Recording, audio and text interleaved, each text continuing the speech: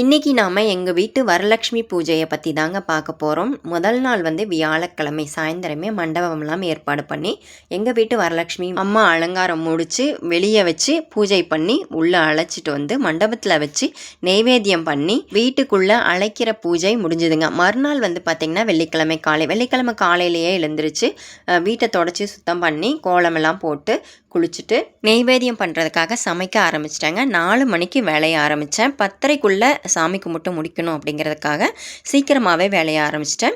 ஏன்னா 10:30க்கு மேலே வந்து ராகு காலம் ஆரம்பிக்குது. நான் எப்போவுமே பார்த்திங்கன்னா எல்லா வருஷமும் நான் ஆரம்பித்ததுலேருந்து எல்லா வருஷமும் காலையிலேயே கும்பிட்டுருவேன். அதனால் வந்து காலையில் கும்பிட்றதுக்காக எல்லா பலகாரம்லாம் செய்யணும்.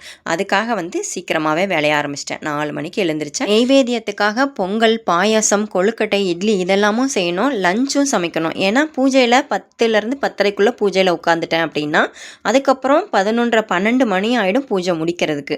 லஞ்சு சமைக்கணும். ஏன்னா லஞ்சுக்கு தான் எல்லா ஃப்ரெண்ட்ஸ் எல்லாம் வருவாங்க. ஸோ அதனால் லஞ்சுமே 10 மணிக்குள்ளே சமைச்சு முடிச்சிட்டேங்க. சாம்பார், 2 வகையான பொரியல், ரசம் எல்லாம் செஞ்சுருந்தேன். கோஸ் பொரியல், வாழைக்காய் பொரியல் 2ம் செஞ்சுருந்தேன். அப்புறம் அப்பளம், வடை, பாயாசம் இதெல்லாமும் செஞ்சுருந்தேன். ஸோ எல்லாமே செஞ்சு முடிச்சுட்டு பூஜை பண்ண ஆரம்பிச்சிட்டாங்க. பூஜை வந்து பார்த்திங்கன்னா 10 to 10:30க்குள்ளே ஆரம்பிச்சிட்டேன். நாம் பூஜை ஆரம்பிக்கும் போது ராகு காலம் இருக்கக்கூடாது அப்படிங்கிறதுனால நான் 10:30க்கு முன்னாடியே ஸ்டார்ட் பண்ணிட்டேன்.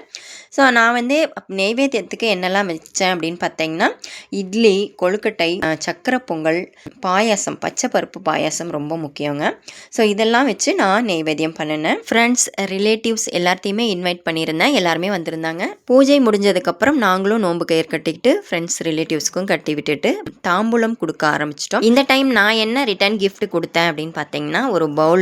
பழம்லாம் போட்டு வைக்கிற மாதிரி ஒரு பவுல், ஒரு வெத்தலைப்பாக்கு பழம் எல்லாம் வைக்கிற மாதிரி ஒரு தாம்பூலம் தட்டுன்னே சொல்லலாம். அந்தளவுக்கு ஒரு எவர் சில்வரில் ரிட்டன் கிஃப்ட் எடுத்திருந்தேன். பூஜை முடிக்கிறதுக்கு 11:30 12 மணி ஆயிடுச்சுங்க. அதுக்கப்புறமா சாப்பிட்டுட்டு தாம்பூலம் வாங்கிக்கிட்டு ரிலேட்டிவ்ஸ் ஃப்ரெண்ட்ஸ் எல்லோரும் கிளம்பிட்டாங்க.